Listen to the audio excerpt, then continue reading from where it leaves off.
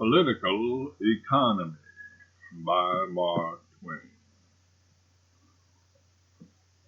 Political economy is the basis of all good government. The wisest men of all ages have brought to bear upon this subject.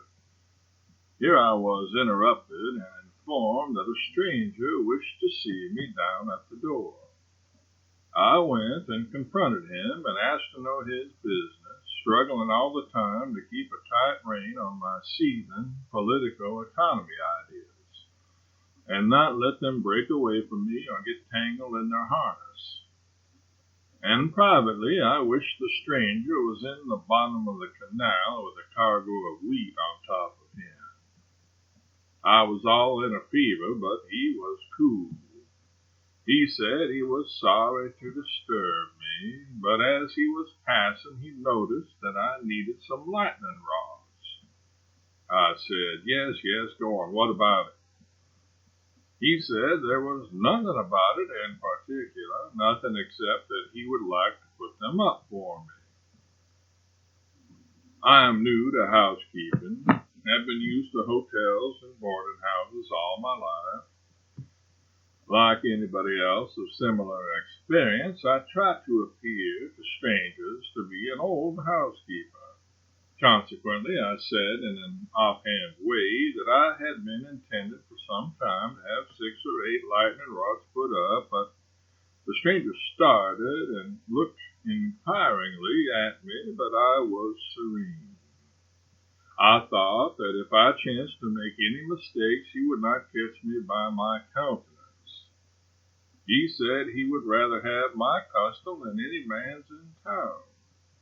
I said, all right, and started off to wrestle with my great subject again, when he called me back and said it would be necessary to know exactly how many points I wanted put up, what parts of the house I wanted them on, and what quality of rod I preferred.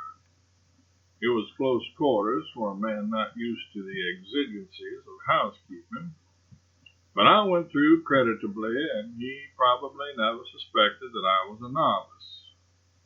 I told him to put up 8 points and put them all on the roof and use the best quality of rod.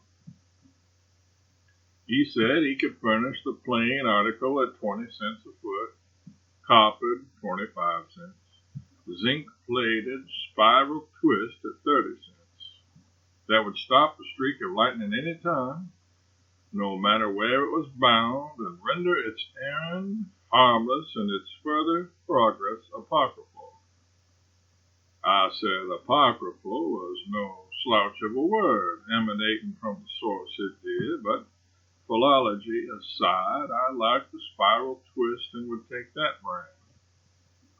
Then he said he could make 250 feet answer, but to do it right and make the best job in town of it and attract the admiration of the just and the unjust alike, and compel all parties to say they never saw a more symmetrical and hypothetical display of lightning rods since they were born, he supposed he really couldn't get along without 400, though he was not vindictive and trusted he was willing to try. I said, go ahead and use 400 and make any kind of a job you pleased out of it, but let me get back to my work.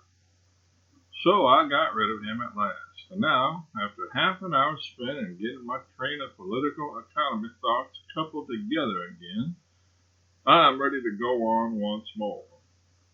Richest treasures of their genius, their experience of life and their learning, the great lights of commercial jurisprudence, international confraternity, and biological deviation of all ages, all civilizations, and all nationalities, from Zoroaster down to Horace Greeley, have...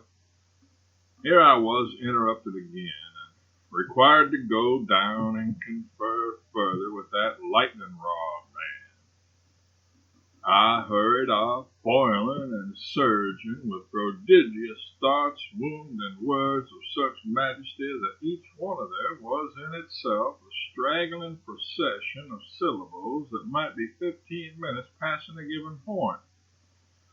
And once more I confronted him. he so calm and sweet, I so hot and frenzied. He was standing in the contemplative attitude of the Colossus of Rhodes, with one foot on my infant tuberose and the other among my pansies, his hands on his hips, his hat brim tilted forward, one eye shut and the other gazing critically and admiringly in the direction of my principal chimney.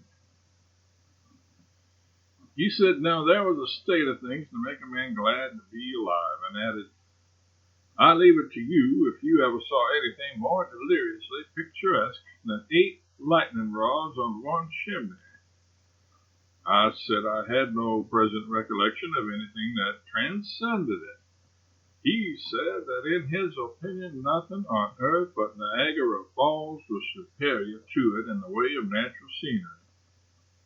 All that was needed now, he verily believed, to make my house a perfect balm to the eye, was to kind of touch up the other chimneys a little, and thus add to the generous kudo a soothing uniformity of achievement which would allay the excitement naturally consequent upon the coup d'etat. I asked him if he learned to talk out of a book, and if I could borrow it anywhere. He smiled pleasantly and said that his manner of speaking was not taught in books, and that nothing but familiarity with lightning could enable a man to handle his conversational style with impunity. He then figured up an estimate and said that about 8 more rods scattered about my roof would about fix me right, and he guessed 500 feet of stuff would do it, and added that the first 8 had got a little the start of him, so to speak, and used up a mere trifle of material more than he had calculated on, 100 feet or along there. I said I was in a dreadful hurry, and I wished we could get this business permanently mapped out so that I could go on with my work. He said I could have put up those 8 rods and marched off about my business. Some men would have done it. But no, I said to myself, this man is a stranger to me, and I will die before I'll wrong him. There ain't lightning rods enough on that house, and for one, I'll never stir out of my tracks till I've done as I would be done by, and told him so. Stranger, my duty is accomplished. If the recalcitrant and dephlogistic messenger of heaven strikes your... There, I said, put on that other 8 or 500 feet of spiral twist, do anything and everything you want to do. But calm your sufferings and try to keep your feelings where you can reach them with the dictionary. Meanwhile, if we understand each other now, I will go to work again. I think I have been sitting here a full hour this time, trying to get back to where I was when my train of thought was broken up by the last interruption. But I believe I have accomplished it at last, and may venture to proceed again. Wrestled with this great subject, and the greatest among them have found it a worthy adversary, and one that always comes up fresh and smiling after every throw. The great Confucius said that he would rather be a profound political economist than chief of police. Cicero frequently said that political economy was the grandest consummation that the human mind was capable of consuming. And even our own Greeley had said vaguely but forcibly that political... Here the lightning rod man sent up another call for me. I went down in a state of mind bordering on impatience. He said he would rather have died than interrupt me, but when he was employed to do a job, and that job was expected to be done in a clean, workmanlike manner, and when it was finished and fatigue urged him to seek the rest and recreation he stood so much in need of, and he was about to do it, but looked up and saw at a glance that all the calculations had been a little out, and if a thunderstorm were to come up in that house, which he felt a personal interest in, stood there with nothing on earth to protect it but 16 lightning rods. Let us have peace, I shrieked. Put up 150. Put some on the kitchen. Put a dozen on the barn. Put a couple on the cow. Put one on the cook. Scatter them all over the persecuted place till it looked like a zinc-plated, spiral-twisted, silver-mounted canebrake. Move. Use up all the material you can get your hands on, and when you run out of lightning rods, put up ramrods, cam rods, stair rods, piston rods, anything that will pander to your dismal appetite for artificial scenery and bring respite to my raging brain and healing to my lacerated soul. Wholly unmoved, further than to smile sweetly, this iron being simply turned back his wristbands daintily and said he would now proceed to hump himself. Well, all that was nearly 3 hours ago. It is questionable whether I am calm enough yet to write on the noble theme of political economy, but I cannot resist the desire to try, for it is the one subject that is nearest to my heart and dearest to my brain of all this world's philosophy. Economy is heaven's best boon to man. When the loose but gifted Byron lay in his Venetian exile, he observed that if it could be granted him to go back and live his misspent life over again, he would give his lucid and unintoxicated intervals to the composition, not of frivolous rhymes, but of essays upon political economy. Washington loved this exquisite science. Such names as Baker, Beckwith, Judson, Smith are imperishably linked with it. And even Imperial Homer, in the 9th book of the Iliad, has said, Fiat justitia ruat coelum, post mortem unum ante bellum, hic facet hoc ex parte res politicum economica est.